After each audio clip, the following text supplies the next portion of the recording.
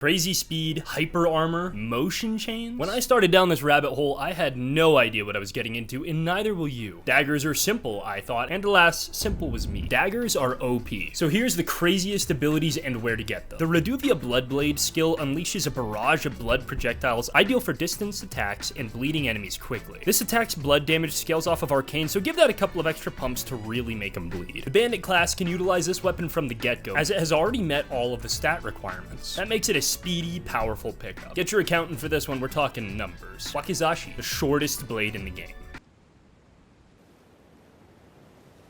When used as a power stance, this weapon uses a separate set of attacks if you have a katana in your main hand. This maneuver makes the damage comparable to an equally leveled left-handed katana. Wait, so why not wield two katanas? 3 reasons. 1. This leads to getting a 115, 127, 115, 141 motion chain. Easy translation there is it does more damage. 2. You can equip an Ash of War like parry. When you do this, parry will use the left-handed parry instead of the right-handed katana skill. 3. The power stance L1 combo consumes roughly 20% less stamina. With its unique Blade of Death skill, this dagger allows you to launch a dark slash from afar. The strike reduces the target's max HP temporarily while actively reducing their current HP. This is percent based, very nice for big health pool enemies. The projectile damage from this scale is strictly off faith. Since this is the case, if you're using a strength/faith build that uses Malekith's Black Blade or Black Blade Incantation, this dagger is still a very viable option through its weapon skill. Misericorde. This weapon is a fantastic option for closing the distance and getting in that close range combat. Who would have thought the highest claim to crit damage befalls a simple dagger? This dagger has the highest critical stat of all weapons, outperforming even the rapier by 10 critical points. Its quick step skill provides agility, allowing for combo openings and avoiding attacks. See what I mean about these daggers? Some serious claim to fame. Blade of Calling. This is the weapon you see Melina use if you summon her during the Omen King fight. This ethereal dagger is perfect for faith-based builds, with its Blade of Gold summoning a divine strike blade from the heavens. The projectile deals holy and stance damage, also granting substantial hyper armor. Oop, there's that fancy word I mentioned,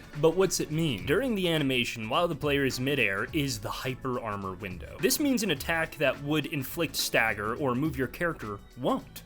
Likely. That means this can be used to get away from certain high-encompassing attacks. Finally, stealth attacks with a Blade of Gold do additional damage. Greatknife. That's right, the one bandits get from the start. The Greatknife has a quick step skill, but that's not the main driver. At 25 plus occult affinity, this weapon has an A-tier dex scaling, making it the ideal power stance companion for the Reduvia. By the way, power stance means wielding 2 weapons. Erdsteel Dagger. It is unique in the fact that it is the only weapon in the game with default faith scaling that can have its affinity altered, thus giving it a total of 4 stats to scale with. It's also one of the 3 weapons that can scale from both intelligence and faith in the entire game. The Sacred or Flame Art affinity will yield the most damage for this weapon on any faith build. This outperforms using non-elemental infusions with faith scaling buffs like Black Flame Blade or Order's Blade. Celebrants Sickle. Let's talk money. Cold, hard cash, something you would kill for. Well, now you can have both. This sickle rewards each hit and consecutive hit with 10 runes. No bank breaker, but show me another weapon that does this. Oddly enough, hitting an enemy in their death animation continues to reward you. There's 0 latency between the strike landing and being rewarded, so you don't even have to kill them to cash out. Please equip the Golden Scarab, it'll boost that rune game. Cinquedea. I had to learn the word multiplicatively in order to properly express the value this weapon brings, so please consider subscribing. This little dagger buffs the damage of Beastia incantations by 10%, stacking multiplicatively with the Claw Mark seal. An R1/R2 attack can come out so fast after using the Bestial Sling, fantastic for catching someone off guard. Well, there's the abilities you may